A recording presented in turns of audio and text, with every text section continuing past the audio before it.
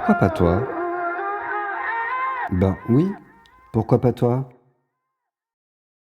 Bonjour Barbu et bienvenue sur l'épisode 2 du podcast des Barbus Lyonnais. J'espère que tu vas bien. Nous sommes dimanche matin, beaucoup moins tôt que la fois précédente. Et en me baladant en ville, je suis allé rendre visite dernièrement au salon Milano Trendy dans le 2e arrondissement, à proximité de la place Gaëton. Et en rendant visite à cette équipe, je me suis rappelé à quel point le visagisme était important. Et donc j'aimerais vous apporter quelques conseils en matière de visagisme, en vous rappelant bien entendu que tous les visages, toutes les formes de visage sont intéressantes à travailler, sont belles bien entendu, et que les conseils prodigués n'engagent que moi. Pour les visages dits ronds, en fait un visage rond est souvent, on dit un peu juvénile, souvent caractérisé par une mâchoire plutôt arrondie. Donc l'idée avec la barbe, ça va être de permettre à la fois de dissimuler un peu les joues et aussi parfois un menton que l'on juge un peu rond, c'est-à-dire qu'il y a un arrondi qui se forme au niveau du visage. Mais l'idée c'est d'apporter un peu plus de structure et d'angle pour le coup à ces visages. Donc la bonne barbe serait une barbe structurée et taillée, vraiment au cordeau ou dégradée de manière bien harmonieuse, qui permettrait d'allonger le visage et d'apporter donc un côté un peu plus carré. Pour les visages ronds, on va notamment éviter tout ce qui est collier de barbe. Alors il est vrai que le collier de barbe a tendance à accentuer les courbes, et notamment des visages ronds. Pour les visages que l'on dit carrés, bon, ils sont souvent associés, on va pas se le cacher, aux critères de virilité. On va y mettre des guillemets, mais c'est souvent associé à ces critères-là. Donc un visage dit carré, c'est un visage qui se caractérise par des mâchoires plutôt imposantes. Donc la barbe idéale pour les visages carrés, ça va être la barbe courte, la barbe de 3 jours, pas trop fournie vraiment, qui vient juste habiller le visage sans dissimuler forcément ses caractéristiques. L'objectif va être un peu plus d'arrondir justement ses angles, de venir un peu les casser pour apporter un peu plus de douceur. Alors il n'y a pas grand chose à éviter pour ces visages carrés, mis à part peut-être la moustache qui aurait tendance à accentuer la dureté un peu des traits. Voilà, mais il y a peu de restrictions sur les visages en réalité carrés. Pour les visages qu'on appelle ovales, bonne nouvelle, quand on a le visage ovale, on peut généralement tout se permettre en matière de barbe.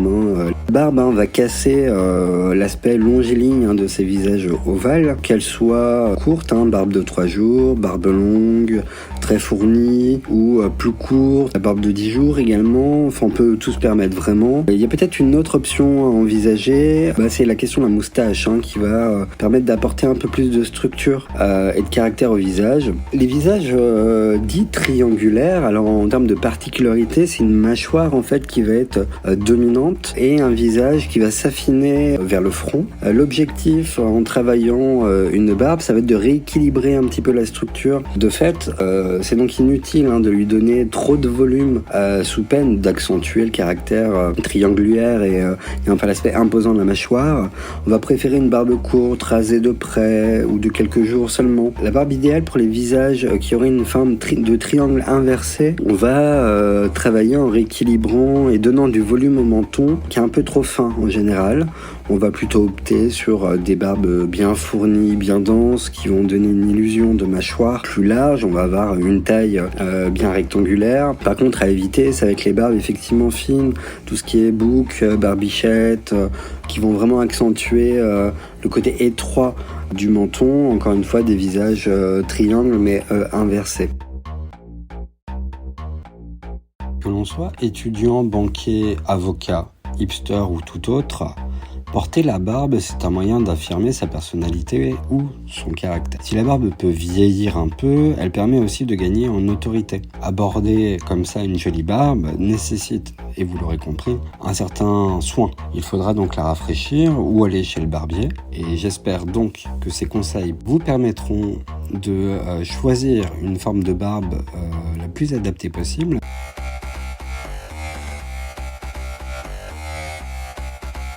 Barbu, j'ai pris plaisir à papoter avec toi.